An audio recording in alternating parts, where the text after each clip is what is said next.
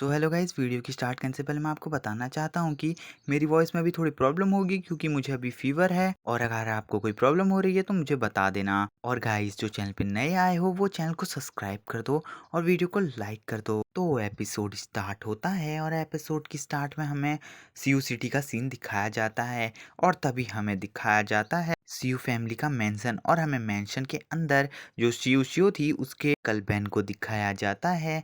और तभी हमें दिखाया जाता है अंकल बेन को। जो अंकल बेन होते हैं दोस्तों, वो यहाँ के सबसे ज़्यादा पावरफुल कल्टीवेटर में से एक हैं। वो बोलते हैं सीओ सीओ से कि तुम अपने मास्टर से मुझे मिलाओ, क्योंकि वो मिलना चाहते थे ली से। और दोस्तों मैं बता दूं कि ये इनकी कल्टीवेशन लेवल डिवाइन लेवल के लेवल 3 पर है। तभी ली वहाँ पर आता है और ली बोलता है हेलो सर। और तभी उसके बाद ही जो अंकल बेन होते हैं वो ली के ऊपर एक अटैक कर देते हैं। जो अटैक एक स्वॉर्ड अटैक होता है, लेकिन जो ली होता है वो उस अटैक को इजीली डॉज करने की पूरी कोशिश करता है। और ली अपनी शील्ड की हेल्प से उस अटैक को रोकने की कोशिश करता है। तभी जो दोस्तों सियो शियो होती है वो कहने लगती है कि मास्टर आप वहाँ से हट जाइए। लेकिन जो ली होता है वो बिल्कुल नहीं हटता। वो बताती है कि मेरे अंकल डिवाइन लेवल के तीसरे लेवल पर हैं, इसलिए आप इस अटैक को नहीं रोक पाएंगे। क्योंकि दोस्तों अभी तक पूरी स्टोरी में ली के लेवल के बारे में कुछ भी बात नहीं हुई है। तभी अंकल बेन बोलने लगते हैं कि तुम इस अटैक से नहीं बच पाओगे। मुझे पता है कि तुम इस स्वॉर्ड अटैक को रोक भी नहीं पाओगे, क्योंकि ये बहुत ज़्यादा पावरफुल है और तुम मारे जाओगे अगर तुम इस स्वॉर्ड अटैक के सामने से हटे नहीं। लेकिन हमें दिखाया जाता है जो ली होता है वो उस अटैक को इजीली डिस्ट्रॉय कर देता है।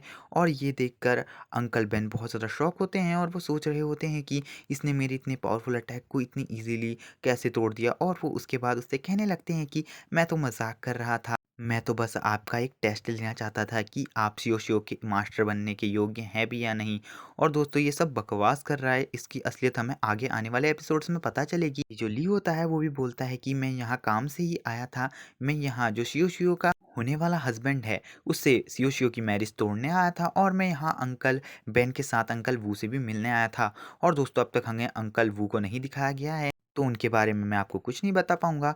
तो तभी हमें दिखाया जाता है अंकल बेन को, जो सीओ सीओ से पूछते हैं कि तुम कौन से लेवल पर आ गई हो। वो पूछते हैं क्या तुमने अपनी ब्लड लाइन पावर को अवेक कर लिया। उसके बाद शियो शियो बताती है कि उसने अपनी ब्लड लाइन पावर को अवेक कर लिया है। ये सुनकर वो बहुत ज़्यादा खुश होते हैं। वो कहते हैं कि तुम्हारी कल्टीवेशन भी बहुत अच्छी चल रही होगी और तुम्हारे फादर ने उस टाइम पे खाली 30% पावर ही अनलॉक कर पाए थे और मैं खाली 20, तो शायद तुम भी 20% पावर अनलॉक कर चुकी। तभी जो शियो शियो होती है वो बताती है कि उसने अपनी ब्लड लाइन की 100% पावर अनलॉक कर ली है। और ये सुनकर जो अंकल बेन होते हैं वो बोलने लगते हैं तुमसे किसी ने मजाक किया होगा, क्योंकि हमारी फैमिली में खाली एक ही बंदा है जो 100% पावर को अनलॉक कर पाया है, वो है तुम्हारे ग्रैंडफादर। उसके बाद वो वहाँ से जाने लगते हैं अपनी कल्टीवेशन का बहाना करके। और उसके बाद जो ली होता है वो सोचने लगता है कि मुझे शायद से आज रात भर जागना होगा, क्योंकि मुझे व्हाइट टाइगर ने बताया था कि जो शियो फैमिली है उसको हल्के में नहीं लिया जा सकता।